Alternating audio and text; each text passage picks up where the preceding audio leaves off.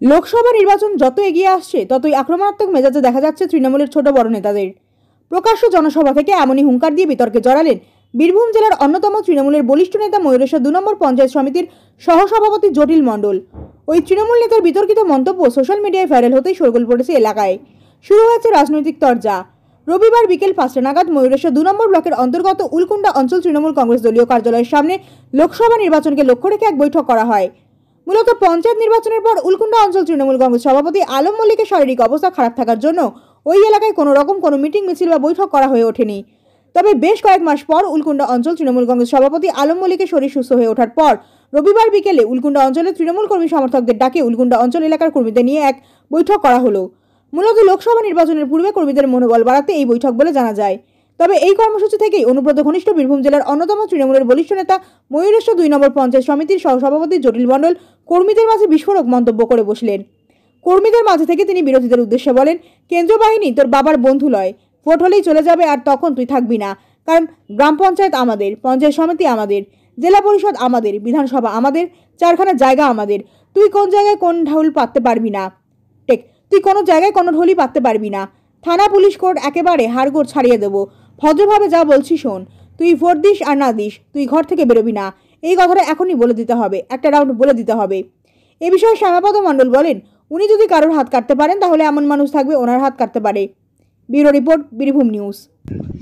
4খানা জায়গা আমাদের, তো কোনো জায়গায় কোনো ঢোল পাততে পারবি না। থানা পুলিশ কোর্ট একবারে হাড়গুড় ছাড়িয়ে দেবো। ভদ্রভাবে যা বলছি শোন, তুই ভোট দিস আর না দিস, তুই ঘর থেকে বেরোবি না। এই কথাটা এখনই মেনে দিতে হবে, একটা রাউন্ড বলে দিতে হবে। অনেকার গুরু যেমন মন্ত্র দেয় ফুসফুস করে, একদম ঠিক যেখানে যেমন সেইখানে ফুসফুসি মন্ত্রটা দিয়ে দেবে। বাঁচবি না যদি ভোটে এক ফোঁটা বেইমানি করেছিস তো, তোর বেরোবার দরকার নাই, তো ঘরে বসে থাকবি, ভোট দিতে যাবার দরকার নাই, ভোট দিবি না। কিন্তু আমাদের বিরুদ্ধে অপপ্রচার করবি না, আমাদের বিরুদ্ধে অপপ্রচার করবি না, তাহলে একদম হাত কেটে নেবো, একদম তোর হাত কেটে নেবো।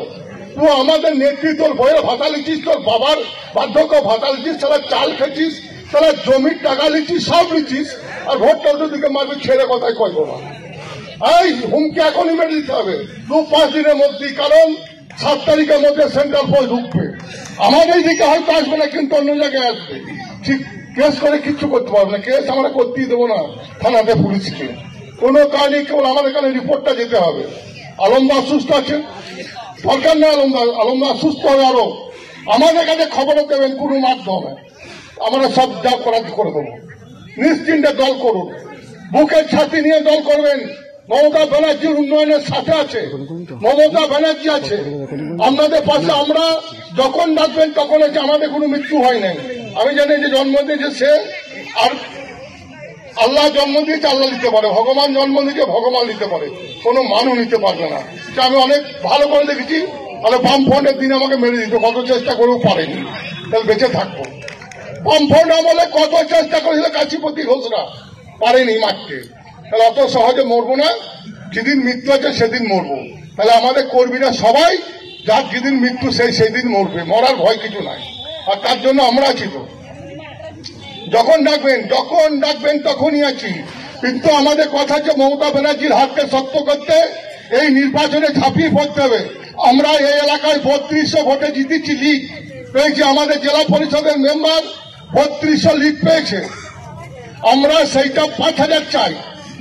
আমরা 3খানা পঞ্চায়েত থেকে আমরা লোকসভা আমাদের পঞ্চায়েত দিচ্ছি 7200, আমরা বলছি 8,500 টার্গেট দিতে হবে। সেদিন মিটিংয়ে বলেছি আমি, উলকুন্ডা 5000 লিড দিতে হবে, ঢেকায় দিতে হবে। আর কে কি পঞ্চায়েত করতে আমার দেখার দরকার নেই।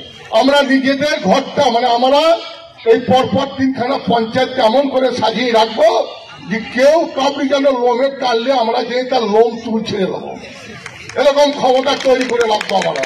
তার বেশি কে দিল্লিতে করছে, কে বোম্বে করছে, কে অন্ধ্রপ্রদেশ করছে, ও দেখে আমাদের কোনো লাভ নাই। তাই বন্ধু, আমাদেরকে সবাইকে ঝাঁপিয়ে পড়তে হবে। এই নির্বাচনে আমাদের এই পঞ্চায়েত থেকে টার্গেট 5000। এই 5000 টার্গেটের জন্য আমাদেরকে যা করতে হবে বলবেন, আমরা সেইখানে যাব, সেইখানে আসবো। আমাদের রাত 10টা পর্যন্ত ঘুরতে কোনো অসুবিধা নেই। গ্রামে গ্রামে পাড়ায় পাড়ায় কর্মী বৈঠক করব। যে কোনো কর্মী যে কোনো বিপদে পড়লে আমরা তার পাশে আছি। একদম অবৈধ আছি, কোনো অসুবিধা নেই। আলমদা ঘুরতে না পারলে আমরা আছি তার জন্য, একদম সেই জায়গা পূরণ করে দেবো, আমরা নিশ্চিতভাবে থাকতে পারেন। এই কথা বলে আমি সকলকে জাতীয়তাবাদী অভিনন্দন জানিয়ে আমার এই ক্ষুদ্র বক্তব্য রাখলাম। নমস্কার, সবাই ভালো থাকুন, সুস্থ থাকুন। দেখুন, জটিল মণ্ডল এখানকার পঞ্চায়েত সমিতির সহসভাপতি, কোনো সময় সভাপতি, এরকম বারবার থাকছেন। উনি আগে বামপন্থী ছিলেন, বামপন্থী নেতাদের পরিচর্যায়, বামপন্থী নেতাদের সহযোগিতায় তিনি সমাজে বড় হয়েছেন, পরিচিতি হয়েছেন। তারপর তাদের বিরুদ্ধেই উনি বিশ্বাসঘাতকতা করেছেন, করে আবার তৃণমূল কংগ্রেস এসছেন। তৃণমূল কংগ্রেসের এখানে দুটো গ্রুপ, অতএব কিছু কথা বলে ঊর্ধ্বতন দলীয় নেতৃত্বের কাছে যাতে ওর নাম, ওর মুখ যেন একটু পরিচিতি হয়, তার যেন একটু গ্রহণযোগ্যতা বাড়ে, তার জন্যে তিনি মিটিংয়ে এইসব কথা বলে বেড়াচ্ছেন। আমি বলবো, জটিলবাবুকে তো এই এলাকার জমিদারি দেয়নি, উনি একটা পঞ্চায়েত সমিতির সহসভাপতি। হয়তো 5-7টা বুথ থেকে গায়ের জোরে মানুষকে ভয় দেখিয়ে চমকিয়ে উনি জিতেছেন, আর তারপর সহসভাপতি হয়েছেন। আর তারপর যদি উনি মনে করেন আমি ময়ূরেশ্বর 2 নম্বর ব্লকের জমিদার হয়ে গেছি, তাহলে আমার মনে হয় ভদ্রলোক মূর্খের স্বর্গে বাস করছেন।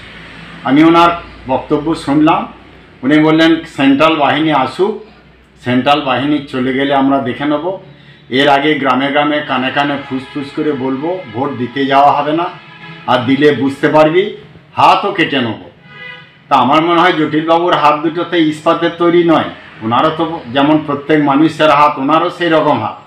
তাহলে উনি যদি কারোর হাত কাটতে পারেন, তাহলে এমন মানুষও থাকবে যে ওনারও হাত কাটতে পারে। অতএব এইরকম বলে এলাকায় চমকিয়ে মানুষ ভয় পাবে না, কেন এখানে ময়ূরেশ্বরের মাটি বিজেপির একটা শক্ত ঘাঁটি। তো সেই জায়গায় উনি যেভাবে অনুব্রত, হয়তো ভাবছেন যে অনুব্রত নয়, আমি দ্বিতীয় অনুব্রত হব, তাহলে তো আমি বলবো যে সবাইকে অনুকরণ করে যদি সেই জায়গায় যাওয়া যায়, তাহলে আজ কোনো তো অসুবিধা হতো না। অতএব এরকম মূর্খের মতো কথা বলছেন, ভয় দেখাচ্ছেন, একটা ভীতি সন্ত্রাস তৈরি করার চেষ্টা করছেন। আমরা অবশ্যই এটা প্রশাসনকে জানাবো। প্রশাসন যদি ব্যবস্থা না নেয়, তাহলে এলাকার জনগণই ওর ব্যবস্থা নেবে, এটা আমি বলে রাখলাম।